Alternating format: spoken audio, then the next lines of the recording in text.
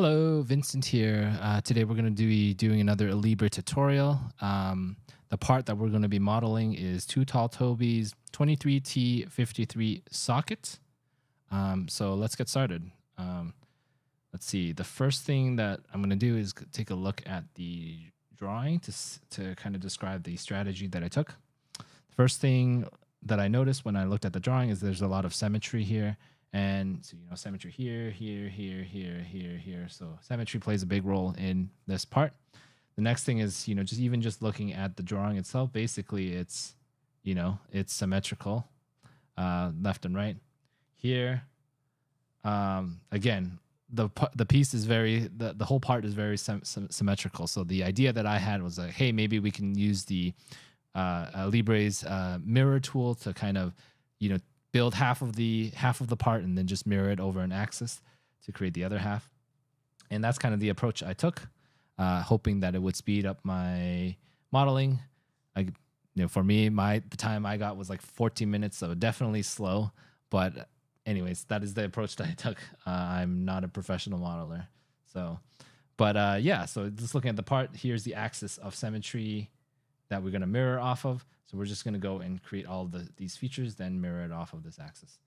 And that's pretty much it. That was the approach that I had going in. And that is the approach I'm going to walk you guys through today. So let's get started. Okay. So in Alibre, the first thing we actually need to do is that I need to go to the top right or top left, go to File, Properties, and then make sure that the units is correct. So usually my standard is in millimeters, but this part is in inches. So I need to go and change the unit for the length to inches. And then similarly, I need to change the mass from grams to pounds and then click apply. And as I described, I want to work on half of the part and then mirror it over this YZ plane. So in order to work on half, what I did was I first inserted a plane on offset plane from the YZ plane, and from the drawing, it says that the width of the part is 7 inches wide. So I'm going to work on half of that, which is 3.5. I'm click reverse since I want to work on the right side, and click apply and close. Now I can create a sketch on this plane.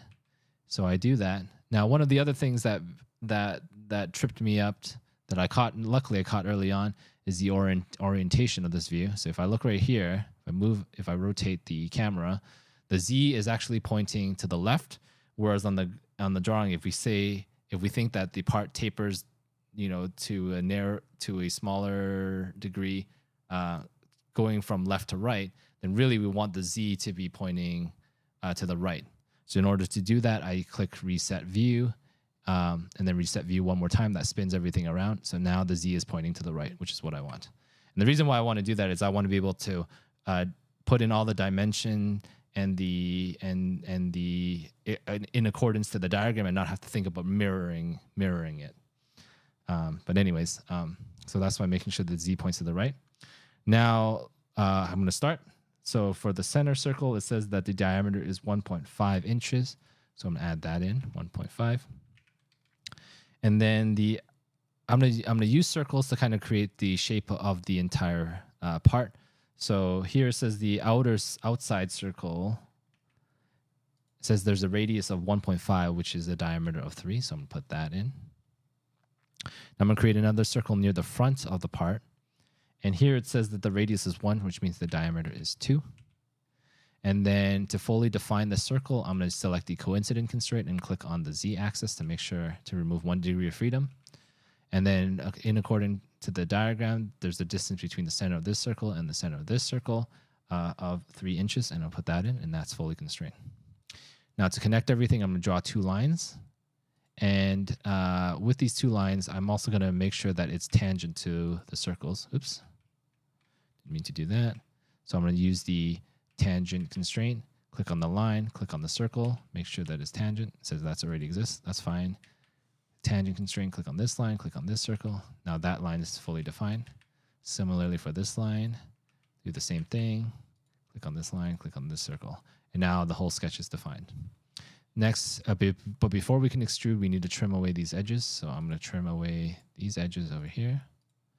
And now we can extrude. So I'm going to deactivate the sketch, extrude, And here it says that the part is, let's see, the width of this piece, this part is 1 inch. So I'm going to put that in 1 inch. And that's done. Now I'm going to create a sketch on this face. Now, in accordance to create that back piece that we want to extrude outwards. Now from the diagram, it actually, all of the dimensions are coming from, you know, the reference point is actually on this face. But if I were to create the sketch on this face, which means I would have to do it mirrored, because it gives us a profile relative to this face, but then all the dimensions are relative to this face. So in order to having to think about, you know, a mirrored image, I'm going to create the sketch on this face first, and then I'm just going to project that sketch onto this face, if that makes sense. But anyways, if it doesn't make sense, just follow along, and I'll show you what I do. So first I'm going to create a sketch on this face, and I'm going to use circles to define that C shape that we want to extrude. So the first circle, it says that the outer radius is 1.25, which means that this circle's diameter should be 2.5. And then the inner circle, it says the radius from the center. So the radius is 1 inch, so that means the diameter must be 2. And then I'm going to draw in 2 reference lines as well. That's 1, that's 2. And in the drawing, it says the degree between the 2 reference lines is 130 and symmetric over this z-axis. So instead of putting in 130, though, I'm just going to do that symmetry by just adding in, you know, the degree between the reference line and the z-axis, and add that as 130 over 2, which is a 65. So similarly for the bottom reference line, do the same thing, 65. And the magnitude is not constrained, but that's not important since these are reference lines. So I'm just going to convert these 2 lines to reference figures. Now I'm going to draw in 2 lines that are collinear to that reference line, which is why we needed that reference line in the first place. So that's done. And then I'm going to draw in rough in 2 other lines for the back of the part. I made sure that there's no auto constraints that's added, because that has given me headaches before. So I'm going to add the constraints myself now. I'm going to now select the equality constraint and make sure that the fully defined line, all of these lines are equal in length. And these lines also need to be symmetric over the z-axis. So I'm going to use the symmetry constraint again. Select the z-axis, select the first line, select the second line, and that's symmetric. And the last thing I need to do is add a distance between the outer 2 points in accordance to the diagram, and it says that that distance is 1.5 inches, and now that's fully defined. I'm going to deactivate the sketch, and it's going to give me this sketch. This sketch has problems warning. I'm going to ignore that because I'm not actually extruding from this face. Again, I did all of this as a reference. I did all this as a sketch that I'm going to reference on other faces, so I can ignore that for now. I'm going to rotate all the way to this other side because this is the face that I actually want to work with. So I'm going to create a sketch on this face. Here, I'm going to project in the sketch, the previous sketch that we just created, in order to get all those references in. So create reference figure, maintain association, click OK. Now I'm going to draw out that C shape that we want to extrude first. And in order to do that, I'm going to use the arc. I'm going to add an arc. So I'm going to click on the center to define for the radius. Click on and do the inner arc first. So click on the first point, click on the second point, and that's 1 arc done. Repeat this for the outer arc. And then now I'm using the line tool. I can finish off the profile by closing everything off. Now I can deactivate the sketch, and now I have the C shape that I can extrude. So here I'm going to use the extrude tool, and I'm going to select type 2 geometry. And since we're mirroring it over the YZ plane, the end target would be the YZ plane. And then click OK. Next, I'm going to create a sketch again on this face. But this time I'm still going to project in the sketch 2 that we created that has all of the that has everything in it. But this time I'm going to draw out this inner part to do an extrude cut with. So same thing, using the arc tool, select the center, select the 2 points, and that's my first arc. Click on, using the arc tool again, select the center, click on the first point, click on the second point, and that's my second arc. And then to close it off, I use the line to connect these two, connect everything together. I can deactivate the sketch and then now use an extrude cut. It's going the wrong direction, so I need to click reverse. And then in accordance to the diagram, it says the cut, the width of the cut should be 2 inches. So I'm going to put 2 in and then click OK. Now I'm going to go in and fillet these edges now. So I'm going to use fillet, select these 2 edges. And in the diagram, it says that the radius of the fillet is 0.375. So that's what I'm going to put in, 0.375. And click apply, close. Okay, so that's looking pretty good.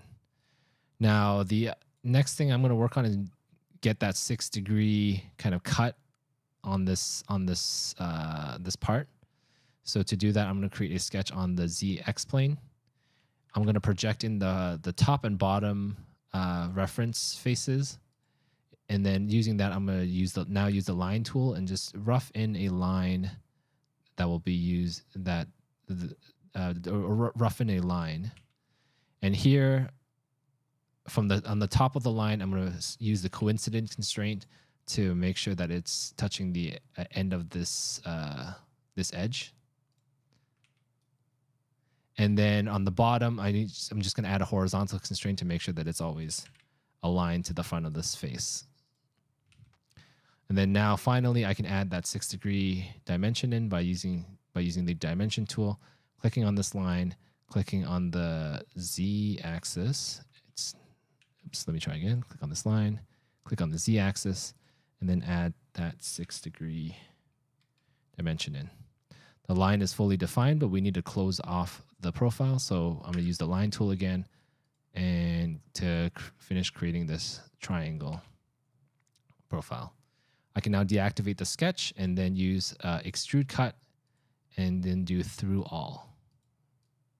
And that gives me that 6-degree cut. Now the last thing that we need to do is to create that cylindrical extrude. And for me to do that, I'm not sure what the most efficient method for doing that is, but what I did was I did it with 2 planes. The first plane, I had it so that it's tangent to the front face. And then according to the diagram, there's a distance from the front to the part where we need to start to extrude. The distance is 1.375 inches. So that then so in order to do that, I created that first plane, and then I created another plane that is offset from that plane of 1.375 inches. So we're going to do that now. So here I'm going to insert a plane. I'm going to select this front face, and then I'm going to select the referring plane, which is this XY plane. Here it puts the plane right in the center, which is not what we want. So we want to click reverse, and that now it puts it in the front, and click apply. Here I'm going to use the plane tool again, but this time I'm going to select the plane that we just created, and then I want to offset it a distance of 1.375. It's going the wrong direction right now, so I need to click reverse and then click apply. So now we have the point that we can start the extrude from. So I can close, create a sketch on the second plane that we created, and now I'm going to project in this face as a reference. So create reference figure, maintain association, click OK. I'm going to draw a circle right along this edge. And it says that the radius of this cylindrical piece is 0.375, but we're working with diameter, so I multiply that by 2, and that gives us 0.75 inches as the diameter. Now this is fully defined, so I can deactivate the sketch and then choose to extrude. But first thing, here's the weird thing with Alibre. If I choose, so really I want to extrude to the front of this face. If I just selected type and then click to geometry and then click the front of the face, it's not doing what I want for some reason.